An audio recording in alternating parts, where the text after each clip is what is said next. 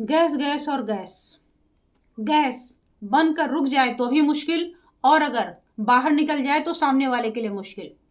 तो आज मैं आपको बताने वाली हूँ कि जो बदबूदार गैस निकलती है इसका कारण क्या है, क्यों निकलती है, ये निकलना उचित है या अनुचित है, और साथ ही इसको ठीक करने का क्या उपाय हम कर सकते हैं। तो मैं हूं डॉक्टर अर्चना और आप देख रहे हैं आपका अपना हेल्थ चैनल अर्चना दुबे हेल्थ लैब, जिसमें मैं इसी तरीके का कंटेंट लेकर आती रहती हूँ जिससे घर बैठे आप अपना ट्रीटमेंट कर सकें। और साथ ही दूसरा चैनल है अर्चना दुबे एक्यूप्रेशर, जिसमें मैं कोशिश करती हूँ कि आपको ट्रीटमेंट बताऊं। जैसे अभी बदबूदार गैस की बात मैं करूंगी तो इसका ट्रीटमेंट वहाँ मैंने बता दिया है, तो आप वहाँ पे दोनों चैनल को सब्सक्राइब करके वहाँ पहुँच जाएं और आप देखेंगे तो इसका ट्रीटमेंट भी वहाँ मिल जाएगा। अब आज की बात कर लूँ कि बदबूदार गैस, ये गैस है क्या। तो जब आपका डाइजेस्टिव सिस्टम काम कर रहा है, फैक्ट्री काम कर रही है, तो इसमें से कुछ चीज़ें तो निकलेंगी। तो वैसे ही आप जो भी खाते हैं, कार्बोहाइड्रेट खा रहे हैं, फाइबर खा रहे हैं, लैक्टोज वाली चीज़ें खा रहे हैं, सल्फर वाली चीज़ें खा रहे हैं, तो इसके आउटकम के रूप में, परिणाम के रूप में क्या मिलता है, हमें गैस मिलती। अब जैसे आप सांस लेते हैं, ऑक्सीजन गई, कार्बन डाइऑक्साइड बाहर आ गई। तो ऐसे ही कभी कभी आप डकार लेते हैं तो केवल लंग से ही गैस नहीं निकलती, आपके स्टमक से भी निकलती है, ऐसे ही आपके एनस से निकलती है, जिसे हम अधोवायु या फ्लैटस या फ्लैटुलेंस इन नामों से जानते हैं। ये गैस निकलना बड़ी सामान्य बात है, बिल्कुल नॉर्मल बात है। कब तक? जब तक इसमें कोई स्मेल ना हो। जब स्मेल आ जाती है, स्मेल कैसे आती है? अब ये जो हमारी आंतों में गैस बनती है, ये सामान्य प्रोसेस है। इसमें क्या होगा, इसमें कार्बन डाइऑक्साइड होगा, इसमें मीथेन होगा। ये वही मीथेन है जिसके सामने लिखा होता हाईली इन्फ्लेमेबल, मतलब ज्वलनशील, कि आग लगा दे। ये वही गैस है, लेकिन गंध नहीं है। यहाँ भी गंध कहाँ है? हाइड्रोजन सल्फाइड में। अब हाइड्रोजन सल्फाइड कहाँ से मिला? हाइड्रोजन सल्फाइड मिला जब आपने हाई फाइबर खाया था, जब आपने खाया था लैक्टोज वाली चीज़ें, दूध वाली चीज़ें, फाइबर वाली चीज़ें, हाई फाइबर खा लिया, सल्फर वाले कंटेंट खा लिया, कुछ तो गैसियस फूड होते ही हैं। अब सल्फर वाली चीज़ें क्या खाई होंगी आपने? आपने सल्फर में खाया होगा प्याज, सल्फर में खाया होगा लहसुन, और इसके अलावा भी बहुत सारी चीज़ें होती हैं।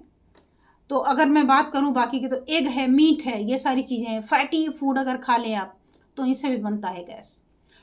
तो अगर एक एक की बात करें हम, और अगर डाइजेशन स्लो है तो भी होगा, तो मैं इन पर सारे में सिलसिलेवार करती हूँ बात।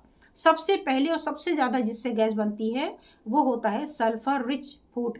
इसमें आता है आपका एग, इसमें आता है आपका मीट, इसमें आता है आपका गार्लिक यानी लहसुन, इसमें आपका आता है अनियन, और जो गोभी की जाति वाली सब्जियां हैं, जैसे आपका ब्रोकली, जैसे आपका कलीफ्लावर, जैसे आपका कैबेज, इनमें होता है सल्फर, जो टूटता है बैक्टीरिया के द्वारा और बना लेता है स्मेली हाइड्रोजन सल्फाइड। दूसरे नंबर पे आता है हाई फाइबर और फर्मेंटेबल वेजिटेबल, जो आसानी से फर्मेंट हो जाती। अब इसमें क्या है? इसमें आती हैं बीन्स, इसमें आती हैं पीज, मटर की जाति वाली चीज़ें, और होल ग्रेन्स जिसमें कॉम्प्लेक्स कार्बोहाइड्रेट पाया जाता है। ये जब हमारे अंदर जाता है तो जो बैक्टीरिया है इनको फर्मेंट करके हाइड्रोजन सल्फाइड बनाती है। इसके अलावा फूड इंटॉलरेंस हो सकता है आपको। फूड इंटॉलरेंस किस चीज़ का? लैक्टोज का, यानी दूध का। अगर दूध और दूध से बनी चीज़ों से आपको एलर्जी है, इसका जो ग्लूटेन है ये फाउल स्मेली गैस बनाता है। तो अगर आपने कंज्यूम किया डेयरी प्रोडक्ट या ग्लूटेन कंटेनिंग फूड लिया, जैसे गेहूं वगैरह है, और आपको डाइजेस्ट नहीं होता है, तो इसकी वजह से भी गैस बनती है। आर्टिफिशियल स्वीटनर ले लिया, ये क्या होता है भाई? ये सॉर्बिटोल है, शुगर एल्कोहल है, सॉर्बिटोल वगैरह, तो इनमें भी आपके गैस बनाने की क्षमता होती है। इसके अलावा फैटी फूड, फैटी फूड में क्या होता है आप जानते ही होंगे, मीट है, इसके अलावा जो भी समोसा, पकौड़ी, कचौड़ी, ये सारी जो चीज़ें हैं जिसमें फैट होता है, ये आपके डाइजेशन को स्लो कर देते हैं।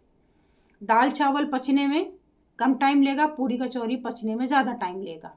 तो अगर आपने ऐसे ऐसे हैवी चीज़ें खाई तो जाहिर सी बात है डाइजेशन स्लो हो गया। अब कोई चीज़ स्लो हो गई तो सड़ेगी, पचेगी कम, सड़ेगी ज़्यादा। जब सड़ेगी ज़्यादा तो गैस बनाएगी, तो वही गैस ये आपके स्मेल के रूप में बाहर पास होती। कॉन्स्टिपेशन, पूरा आपका सिस्टम बिल्कुल बैठ गया है, आप 24 घंटे बिस्तर पर हैं, 24 घंटे टेबल चेयर पर हैं, तो आपका स्टूल भी तो बैठेगा। जब वो बैठेगा, रुकेगा, तो फिर वो सड़ेगा, सड़ेगा तो गैस बनाएगा, गैस बनाएगा तो स्मेल होगी। तो ये हो गया। इसके अलावा अदर फैक्टर्स की बात की जाए तो मेडिकेशन, कुछ दवाएं। कौन सी दवाएं? वो दवाएं जैसे आपका एंटीबायोटिक है, जैसे आपका कुछ डाइटरी सप्लीमेंट है, ये आपके गट के बैक्टीरिया को क्या करते हैं? ये नष्ट कर देंगे। एंटीबायोटिक का काम ही है नष्ट करना, नष्ट कर देगा तो डाइजेशन स्लो, डाइजेशन स्लो तो फिर से गैस।